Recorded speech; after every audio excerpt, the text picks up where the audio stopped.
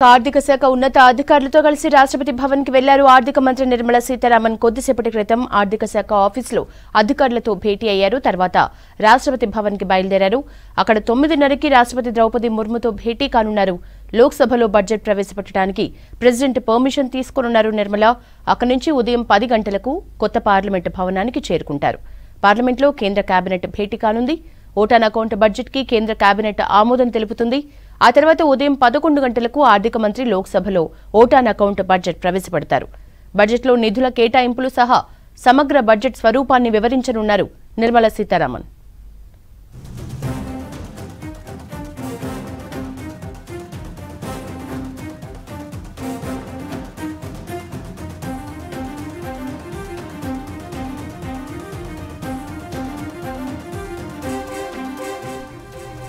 లోక్సభలో ఆర్థిక మంత్రి ప్రసంగం పూర్తయ్యాక బడ్జెట్ ప్రతుల్ని రాజ్యసభలో సభ్యులకు అందజేస్తారు. నిర్మలా సీతారామన్ బడ్జెట్ ని ప్రవేశపెట్టడం ఇది వరుసగా 6సారి. ప్రస్తుత బడ్జెట్తో కలిపి 5 పూర్తి బడ్జెట్లు, ఒక మధ్యంతర బడ్జెట్ ని ప్రవేశపెట్టిన వారవుతారు నిర్మలా సీతారామన్. దీంతో గతంలో మాజీ ప్రధానమంత్రి మొరార్జీ దేశాయ్ పేరిట ఉన్న రికార్డుని నిర్మల సమన్ చేయనున్నారు. మన్మోహన్ సింగ్, అరుణ్ జైట్లీ, చిదంబరం, యశ్వంత్ సిన్హాలు 5 సార్లు బడ్జెట్ ని ప్రవేశపెట్టారు.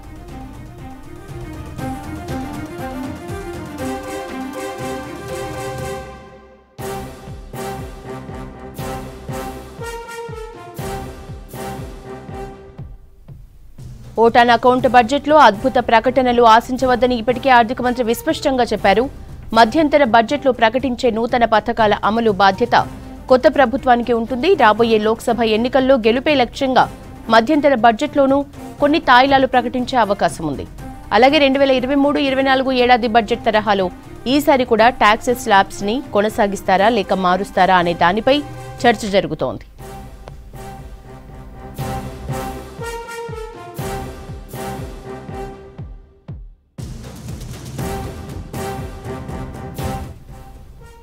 పార్లమెంటు సమావేశాల్ని అడ్డుకునే వాళ్ళని ప్రజలు క్షమించరన్నారు ప్రధాని మోదీ. ప్రజాస్వామ్యాన్ని వ్యతిరేకించే వాళ్లు పద్ధతి మార్చుకోవాలని హెచ్చరించారు. ఇటు రాష్ట్రపతి ప్రసంగంపై స్పందించారు కాంగ్రెస్ నేతలు. బీజేపీ ఎన్నికల ప్రచారంలో ముర్ము ప్రసంగం ఉందని ఆరోపించారు. ఎన్నో విలువైన అంశాలను రాష్ట్రపతి ప్రసంగంలో పొందుపరచలేదన్నారు కాంగ్రెస్ లీడర్స్.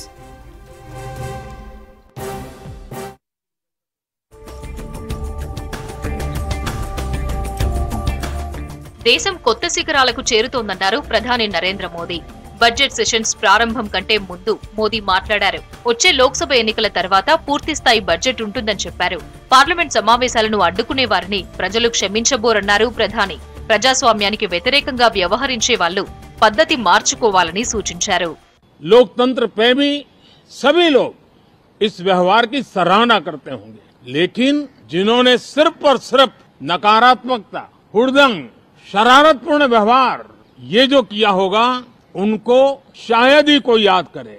लेकिन अब ये बजट सत्र अवसर है, पश्चाताप का भी अवसर है, कुछ अच्छे फुटप्रिंट छोड़ने का भी अवसर है.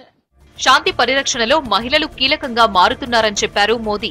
కొత్త పార్లమెంట్ భవనంలో నిర్వహించిన తొలి సమావేశాల్లో నారీ శక్తివందన అధినియం పేరుతో మహిళా రిజర్వేషన్లకు ఆమోదం తెలిపి చారిత్రక నిర్ణయం తీసుకున్నామని గుర్తు చేశారు.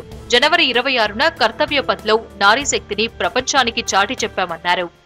ये संसद ने एक बहुत ही गरिमापूर्ण फैसला लिया था और वो फैसला था नारी शक्ति वंदन अधिनियम. और आज बजट सत्र का आरंभ हो रहा है, तब राष्ट्रपति द्रौपदी मुर्मू जी का मार्गदर्शन और कल निर्मला सीतारामन जी के द्वारा इंटरिम बजट एक प्रकार से ये नारी शक्ति के साक्षात्कार का पर्व है. రాష్ట్రపతి ప్రసంగం ఎన్నికల ప్రచారంలో ఉందని ఆరోపించారు కాంగ్రెస్ అధ్యక్షుడు మల్లికార్జున ఖర్గే. కేవలం బీజేపీ మోదీ ప్రభుత్వాన్ని ప్రశంసించడమే ప్రసంగంలో ఉందన్నారు. రాష్ట్రపతి ప్రసంగంలో పేదలకు ఉపాధి గురించి ఎందుకు లేదని ప్రశ్నించారు. ఎన్నికల ముందు పేదలను మరోసారి మోసం చేసేలా రాష్ట్రపతి ప్రసంగం ఉందన్నారు ఖర్గే. मैं नहीं सुना, हम भी लोग चाहे बड़े हुद्दे पे न हो लेकिन मिनिस्टर रहे, हम कभी सेल्फ प्रोक्लेम्ड एडवर्टाइज नहीं करते थे. जो काम होता है वो लोगों को दिखाते थे. लोग जो कहते थे हमारे बारे में वही राय रहती.